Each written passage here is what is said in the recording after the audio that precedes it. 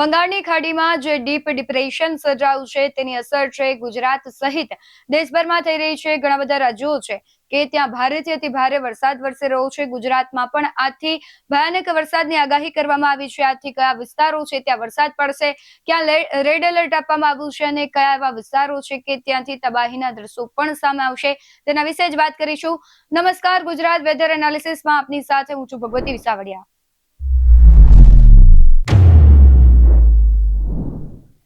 છેલ્લા કેટલાય સમયથી ભારે વરસાદ ગુજરાતમાં વરસી રહ્યો છે। ચોમાસું અલ નીનોની અસરથી મોડું આવ્યું, પરંતુ આ વખતે ભારે વરસાદ લઈને આવ્યું છે। વરસાદના 2 થી 3 રાઉન્ડ પૂરા થઈ ગયા છે। હવે જે નવો રાઉન્ડ છે આજથી શરૂઆત થવાની છે અને આજે સાંજથી ઘણા બધા એવા શહેરો છે કે ત્યાં ભયાનક વરસાદ વરસવાનો છે। ખાસ કરીને આપણે જોયું કે તંત્ર પણ એલર્ટ મોડમાં છે।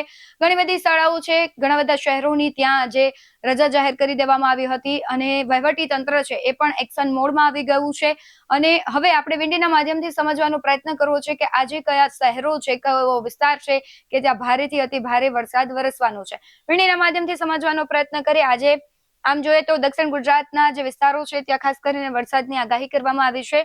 આપણે જોઈ શકાય છે કે સાંજ સુધીમાં દક્ષિણ ગુજરાત એટલે કે સુરત, વાપી, વલસાડ આ બધો જ ભાગ છે ત્યાં અતિ ભારે વરસાદ આવવાનો છે।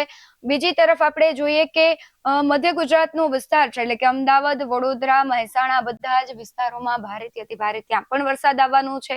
ગોધરા, વડોદરા, અમદાવાદ જોઈ શકાય છે કે અહીંયા જે સિસ્ટમ એટલે કે દક્ષિણ ગુજરાત નજીક જ આ સિસ્ટમ સક્રિય થઈ છે અને આ સિસ્ટમની ભયાનક અસર જોવા મળશે। આની પહેલા પણ જ્યારે સિસ્ટમ સક્રિય થઈ હતી ત્યારે વરસાદની જે અસર જોઈતી હતી આપણે સુરત, અમદાવાદ સહિતના વિસ્તારોમાં કે 2 થી 3 કલાકમાં જે વરસાદ વરસ્યો હતો અને શહેર છે તે જળમગ્ન થઈ ગયું હતું। ઘણા બધા એવા વિસ્તારો હતા કે તે સંપર્ક વિહોણા થઈ ગયા હતા। એટલે આજ સાંજ સુધીમાં મધ્ય ગુજરાત અને દક્ષિણ ગુજરાતમાં વરસાદની આગાહી કરવામાં આવી છે। ધીમે ધીમે સિસ્ટમ છે આગળ વધતી દેખાશે। આગળ વધતી સિસ્ટમ છે કચ્છના ભાગોમાં અને સૌરાષ્ટ્ર અને રાજકોટના ભાગોમાં છે તેની અસર જોવા મળશે। સાંજ સુધીમાં આપણે જોઈ શકાય છે કે તે કચ્છ તરફ આગળ વધી રહી છે એટલે કચ્છના રાપર સહિતના જે વિસ્તારો છે, શહેરો છે, થરાદ છે, આ બાજુ મહેસાણા અને એ બધા ભાગો છે, મોરબી, રાજકોટમાં પણ આજ સાંજ સુધીમાં ભયાનક વરસાદની સંભાવનાઓ છે। બીજી તરફ આપણે દરિયાકાંઠાના વિસ્તારની વાત કરીએ। અહીંયા જુઓ કે આજ સાંજથી આવતીકાલ સુધીમાં સુરત જે સિસ્ટમ છે તે ત્યાં સક્રિય થઈ જશે। સુરત પર તેની ભયાનક અસર પડશે। વડોદરા અને દરિયાકાંઠાના ભાગો એટલે કે ભાવનગર, મહુવા, અમરેલીના જે વિસ્તારો છે, પાલીતાણા, અલંગ, રાજુલા, ધારી આ બાજુ તેની ઓછી અસર જોવા મળશે, પરંતુ બોટાદ, ધોલેરા, ખંભાત, નડિયાદ, અમદાવાદ, સુરેન્દ્રનગર, વડોદરા, રાજપીપળા, ડેડિયાપાડા, વ્યારા, નવસારી, સુરત એટલે આપણે દક્ષિણ ગુજરાત અને મધ્ય ગુજરાત છે ત્યાં ભારે અસર જોવા મળશે। અને આપણે જોયું છે કે વહીવટી તંત્ર દ્વારા અત્યારે લોકોને સાવચેત રહેવા પણ આગાહી કરવામાં આવી છે। આવતીકાલે છે આખા ગુજરાતને આ સિસ્ટમ ધમરોળશે। આવતીકાલના સવારથી લઈને સાંજ સુધીમાં ગુજરાતના તમામ ભાગોમાં ભારેથી અતિ ભારે વરસાદની આગાહી કરવામાં આવી છે। આવતીકાલની વાત કરીએ તો સવાર સુધીમાં આપણે જોઈએ કે ધીમે ધીમે સિસ્ટમ જુઓ કે બપોરના 1, 2, 3 વાગશે તો આખા ગુજરાતને ધમરોળી લેશે। સાંજના 5 વાગ્યા સુધીમાં રાજકોટ એટલે કે આવતીકાલે 5 વાગ્યા સુધીમાં રાજકોટમાં એ સિસ્ટમની ભયાનક અસર જોવા મળશે। એટલે કે રાજકોટ, જુનાગઢ, પોરબંદર, ઓખા, જામનગર આ બાજુ ભુજ, નડિયાદ, રાપર, થરાદ, મહેસાણા, અમદાવાદ, ગોધરા એટલે કે સાર્વત્રિક આ વખતની જે સિસ્ટમ અસર છે તેની આખા ગુજરાતમાં થવાની છે। ભયાનક વરસાદ આવવાનો છે। અત્યારે પણ ઘણા બધા એવા વિસ્તારો છે કે ત્યાં સિસ્ટમની અસર છે તે શરૂ થઈ ગઈ છે। છોટા ઉદેપુર હોય, આ બાજુ સુરતનો ભાગ કેમ ન હોય, બધે જ અત્યારે ભારેથી અતિ ભારે વરસાદ વરસી રહ્યો છે। આખા ગુજરાતમાં વાદળછાયું વાતાવરણ પણ જોવા મળી રહ્યું છે। ત્યારે હવામાન વિભાગ દ્વારા એલર્ટ આપવામાં આવ્યું છે અને ખાસ કરીને હવામાન નિષ્ણાંતો છે તેમણે પણ આગાહી કરી છે। હવામાન નિષ્ણાંત જયપ્રકાશ માઢક શું કહી રહ્યા છે તે સાંભળીએ, ત્યારબાદ છે જ્યાંથી આખા ગુજરાતમાંથી જે દ્રશ્યો આવ્યા છે વરસાદના તેના પર નજર કરીએ। અલ નીનોની અસર હોવા છતાં બંગાળની ખાડી એકાએક સક્રિય બની ગઈ અને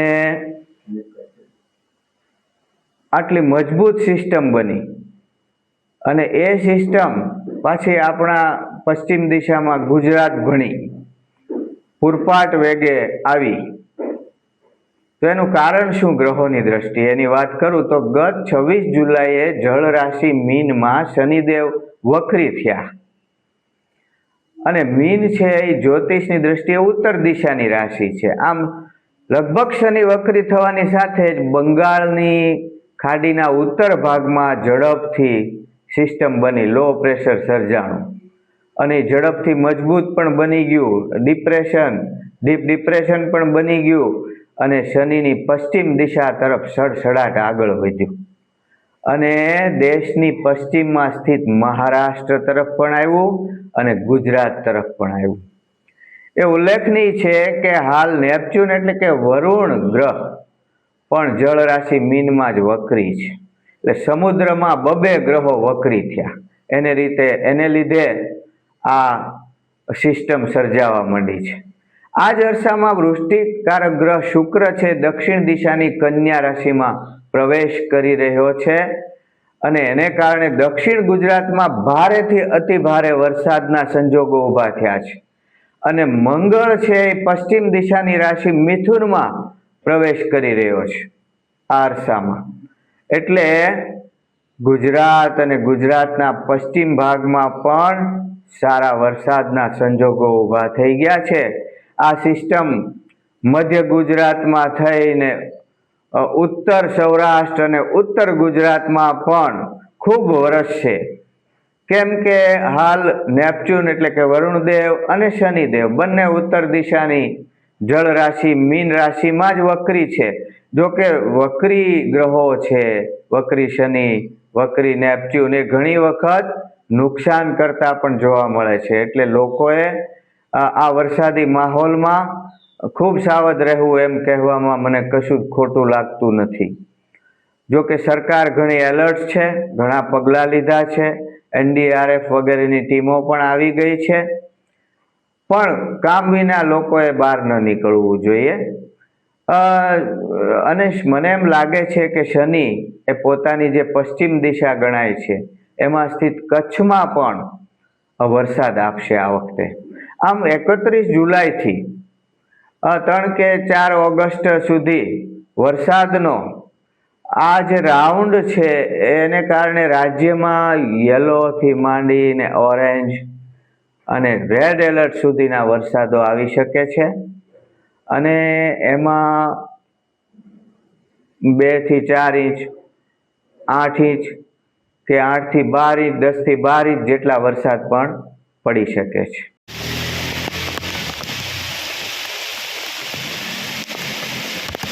વધારે પાણી બંધ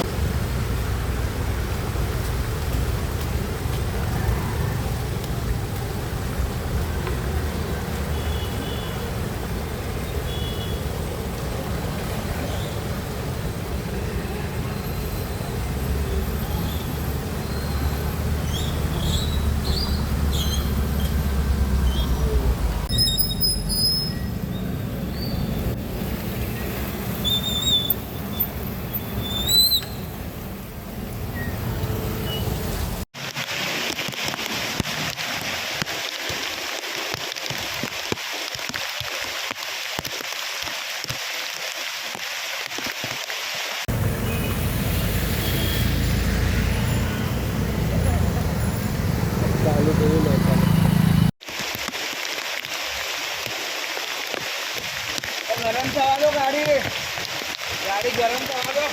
તો રિક્ષા ગઈ જો, એ રિક્ષા ગઈ.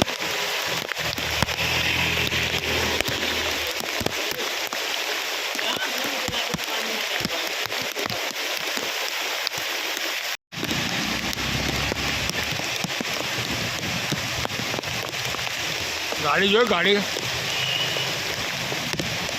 તો પેલા કેવી ગાડી નાખી છે જોઈ.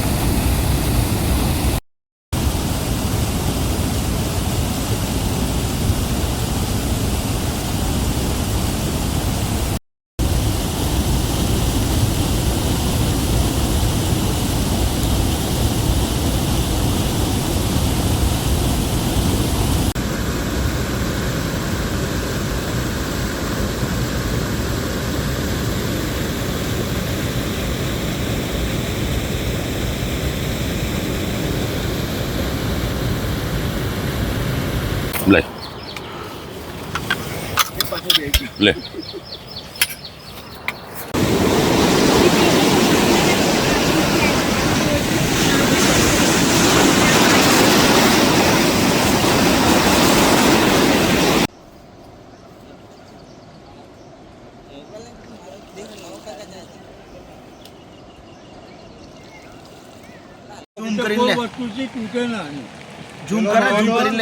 દેખાતું હોય તો કેમ આપણી હિંમત ચાલે